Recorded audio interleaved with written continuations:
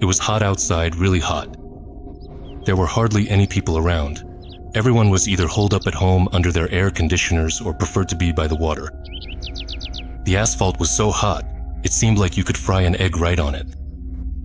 It had been a long time since we'd had such a scorching summer in our area.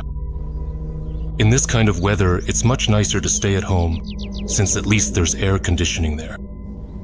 But today, Mom decided to do some cleaning. I tried to help her, but my help didn't suit her, and she kicked me out with the words, "Go on, take a walk." At first, I wanted to go to Kirill's place and hang out there, but he said he'd just left for the dacha with his parents yesterday. My other friend, Anya, went off to camp for a session. There wasn't really much to do. I tried going to the playground to swing on the swings, but they, just like the asphalt, were scorching hot. Luckily, there's a forest not far from my house. I headed straight there and, thinking ahead, bought a bottle of cold water on the way. It wasn't as hot in the forest. The tree canopies didn't let all the sunlight through, so you could escape the heat here. At first, I walked forward confidently, occasionally looking up and peering under every bush. I wanted to spot, and if I got lucky, even photograph, some wildlife like a grass snake or a woodpecker. But my energy was slowly fading. I sat down on some old log, opened my water bottle, and started gulping it down greedily. There wasn't much to do here, so I decided to pass the time on my phone. Sometimes I do things unconsciously. For example, I might drum my fingers on the table or jiggle my legs. That's exactly what was happening now. My legs seemed to have a life of their own, and my heels were sliding back and forth on the ground. I didn't even notice how I dug a small hole, and only realized it when something started getting in the way under my sole, constantly rolling around. I had to put my phone aside and take a look at what it was. "Well, damn," I blurted out when I saw the thing. Contrary to my expectations, what lay under my feet wasn't stones or shards of glass, but something much more interesting. I picked up the find, brushed the dirt off, and started examining it closely. It was a locket, a real locket with a photo inside, hanging on a chain. It was probably very old, since time had not been kind to the photograph. You could make out that the picture showed a girl, but it was impossible to really see her clearly. Or maybe it wasn't a girl, but a young woman? After all, the photo paper had yellowed and worn thin. I immediately stuffed it into my pocket, but then realized that was a bad idea. Mom would probably find it. After Dad left, she would periodically search my room. Just in case, God forbid, I'd started smoking or was hiding cigarettes in my room, or doing something even worse. I had to find a new hiding place for what I'd found. I couldn't think of anything better than to put it under the roots of a tree.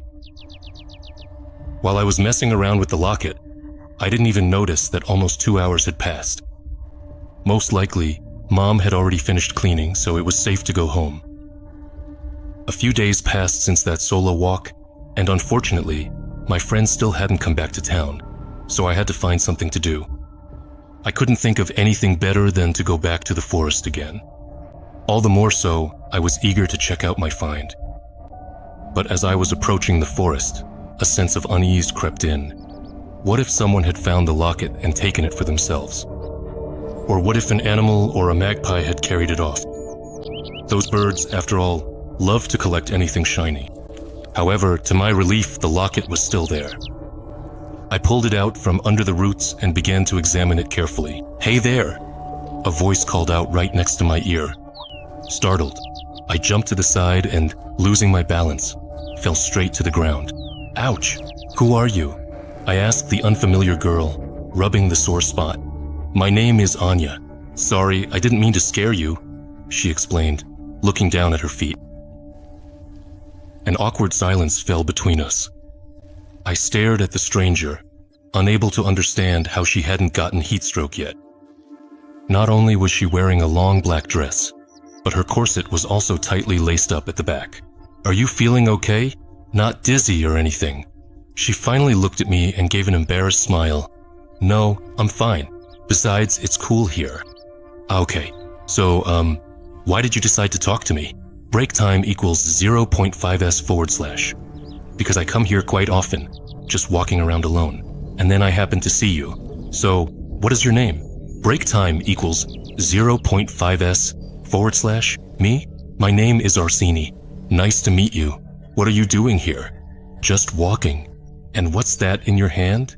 I don't know how it happened, but I almost immediately showed my find to Anya, even though I really wanted to keep it hidden from others.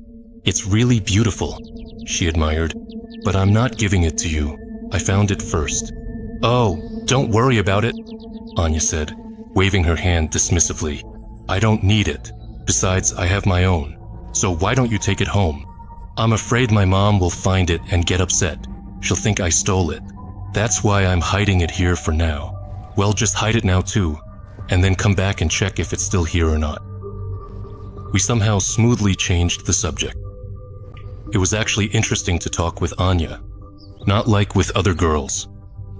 She knew so much about everything, but she spoke kind of strangely.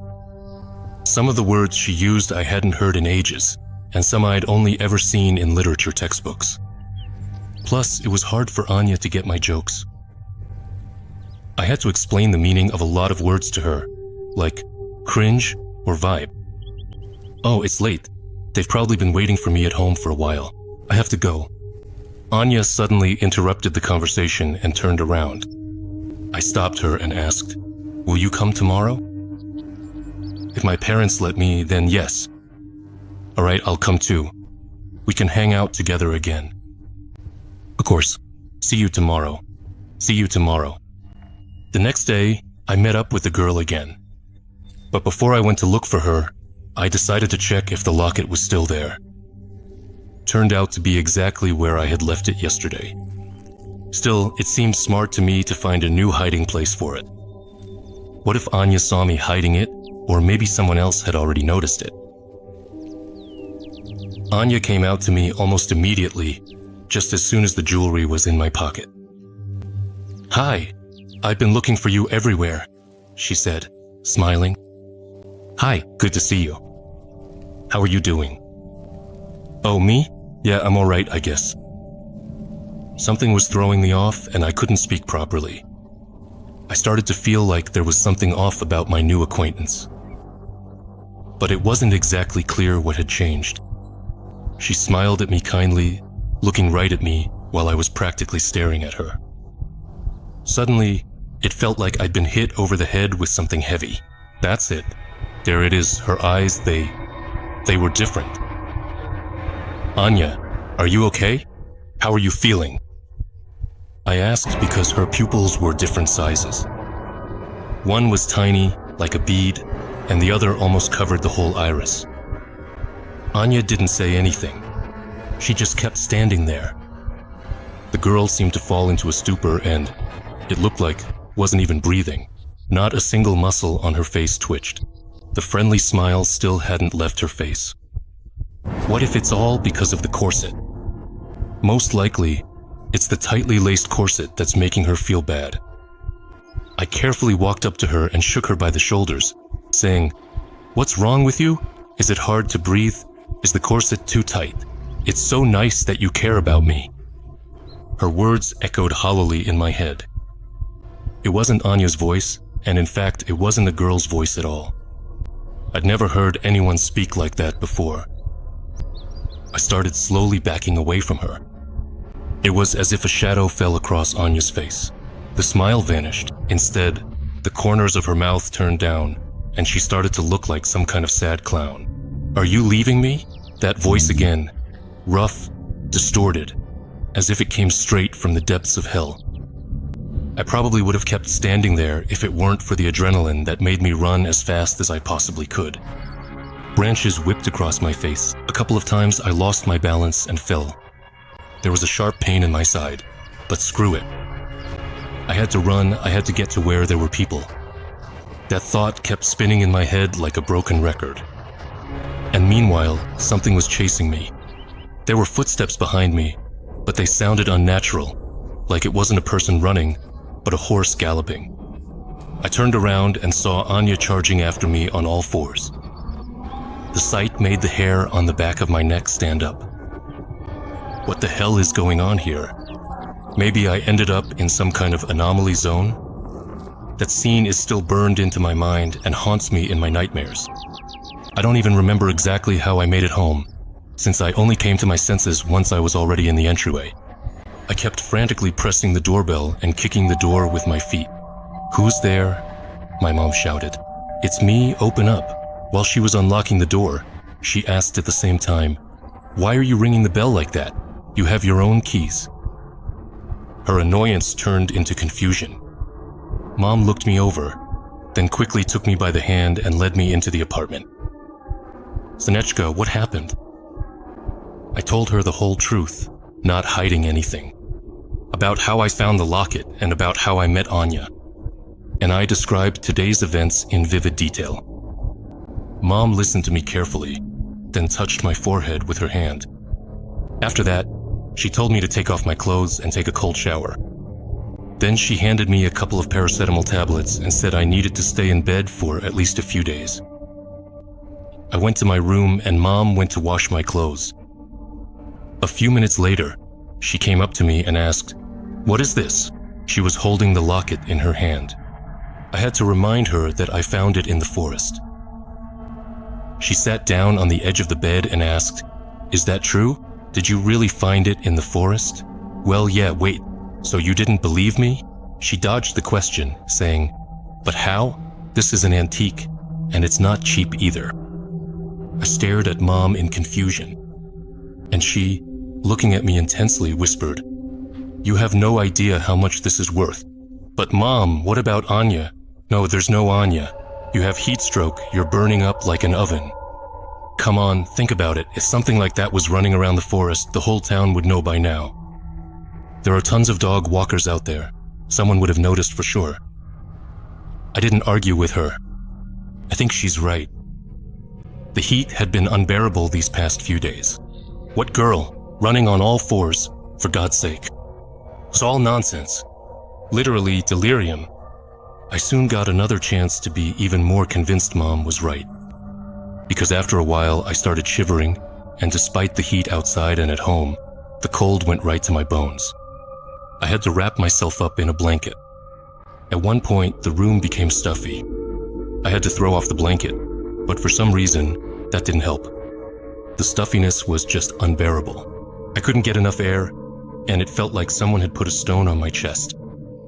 I tried to turn onto my side, but I couldn't. Meanwhile, something heavy was pressing down on my chest, even harder. I opened my eyes and saw Anya in front of me. She was sitting on my chest, her hands clutching my throat in a death grip, so tightly that now I couldn't even breathe. After that, I don't remember anything. I woke up when it was already getting dark outside. It was a nightmare, just a bad dream. There's no Anya, it's just my imagination running wild. From that day on, this terrible dream started repeating almost every night. Sure, there were different variations, but overall, everything happened almost the same way. Anya would strangle me and say all sorts of nasty things. In the end, it wore me out so much that I just had no strength left. Mom didn't notice it right away. At first, she blamed my condition on the fact that I wasn't eating enough fruits and vegetables. But when 2 dark circles appeared under my eyes, she couldn't ignore it anymore. I told her about the dreams, about how Anya was strangling me at night, and that because of it I woke up exhausted and with a headache. Mom listened to me carefully. Just a couple of days later, she took me to see a child psychiatrist. I wasn't as willing to tell the doctor what had happened, but it wasn't really necessary, since my mother was right there in the office and enthusiastically spoke for me. The psychiatrist acted strictly by the book, so he wrote 2 prescriptions for medication. After that visit to the doctor, Mom noticeably distanced herself from me. Still, she kept giving me the medication. One day, I overheard a phone conversation. My mother was complaining to her friend that she was tired of me and wanted to pawn me off on my grandmother. "He takes after his father," she said. "Valurka ended up in the loony bin when he was young, and I'm no better. Married an idiot, I did. I call my mother-in-law, and that witch says she's in the hospital and can't take him right now. Can you imagine? I'm scared, Ira, what if he does something to himself and they blame it all on me? For some reason, I wasn't all that upset back then. Maybe it was the pills working. Because of the medication, my reactions were pretty sluggish and I felt weak all over. One morning, I decided to have some coffee. As usual, I boiled the kettle, put coffee and sugar in a mug, then added hot water and poured milk over it all. The coffee tasted kind of weird, but because I was so out of it, I didn't pay any attention. But my mom noticed. She came into the kitchen, dryly wished me good morning, and silently stared at my mug. "What's that you've got there?" "Coffee," I answered curtly. "I can see it's coffee. Why the hell did you mix it with sour milk?" I just stared dumbly at the mug and saw white clumps floating in the coffee. "Smell it," my mom said, helpfully shoving the bottle under my nose. It really did reek of sourness inside. The sharp smell made me cough, and without saying a word, she threw the bottle away and left the kitchen. That seemed odd to me at the time, since the milk wasn't supposed to expire for another couple of days. There was no more milk in the house. I could have gone to the store, but now I wasn't even allowed to go out into the hallway. Mom wasn't in a hurry to go get it, but in the end she had to. By evening, we discovered that the bread had gone moldy too. "Is this your doing?" she asked sternly, jabbing her finger at the spoiled bread. "No, I didn't do anything to it." "You'd better not be lying to me." However, soon my mother stopped blaming me for the food going bad. If before she thought that I was deliberately leaving the milk out on the table and not putting it in the fridge for a long time, or that I was doing something to the bread, now her doubts had vanished. Food was spoiling at a cosmic speed. If Mom made soup, it would go bad literally within a couple of hours. Milk didn't last at all in our house. It would sour in just a matter of minutes. Even the vegetables would rot. Mom thought our fridge was broken, but for some reason she wasn't in a hurry to get it fixed. Instead, she decided to order delivery rather than spend hours at the stove. Delivery was eating up a decent amount of money. Because of that, she was forced to take on more side jobs. I tried not to get in her way or be seen too much. After all, Mom was, as they say, on the edge. She would lose her temper at the drop of a hat. The atmosphere at home was getting more and more tense every day, and it was becoming completely unbearable. Even with all that, I found one single upside. The nightmares stopped tormenting me. One day, after yet another argument, I thought things couldn't possibly get any worse, and I just kept counting the days until I could go to my grandmother's. Sometimes we would talk on the phone, and I would ask her how she was doing. She said everything was fine and that she would be discharged soon. But I was wrong.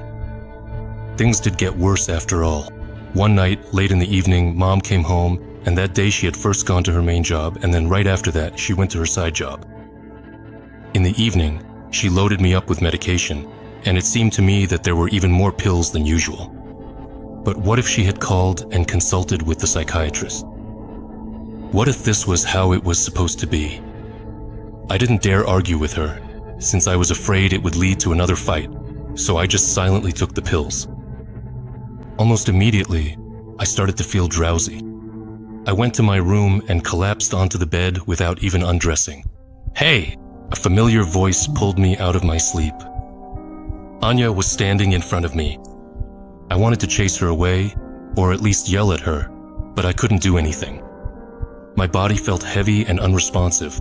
My tongue was numb, and all I could do was watch what was happening around me. "I was supposed to take you, but now I've come for your mom, because she took something that belongs to me."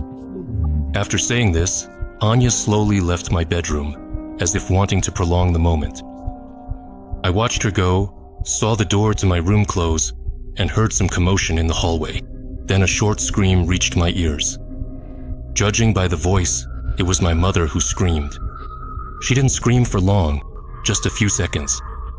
For a while, something was happening in the next room, and then everything went quiet. And then I blacked out. Waking up was hard. My head hurt unbearably. I really should get something for the pain from the medicine cabinet. Right away, I remembered my dream and, my heart pounding with anxiety, I shouted, "Mom!" but there was no answer.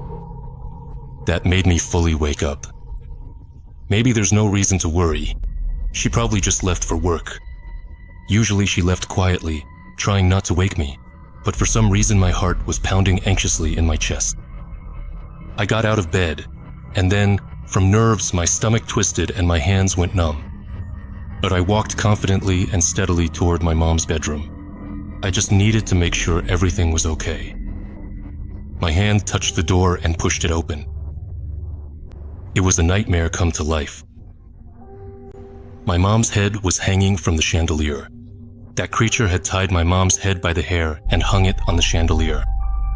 Her limbs were scattered all over the room, and her torso was lying on the bed. Everything was smeared with blood, absolutely everything. The sight of it made me lose consciousness. And when I came to, I ran barefoot into the hallway and started banging on the neighbors' doors. Later, my dad took me in. He worked on rotation, but because of what happened, they let him go. Now I live with my grandma, that is, my dad's mom. Dad works 1 month on, 1 month off. Most of the time, it's just me and grandma living together. For now, we've just locked up that apartment and don't even know what to do with it. But I absolutely do not want to go back there. While the investigation was ongoing, they searched the apartment for evidence, and I was dragged to all sorts of interrogations and examinations. During the investigation, the cops discovered that there was someone else in the apartment at the time of the murder. Right now, they're looking for him, but it's unlikely they'll ever find that scum. And apparently, that creature that pretended to be Anya took the locket. After all, neither the police nor my father found it.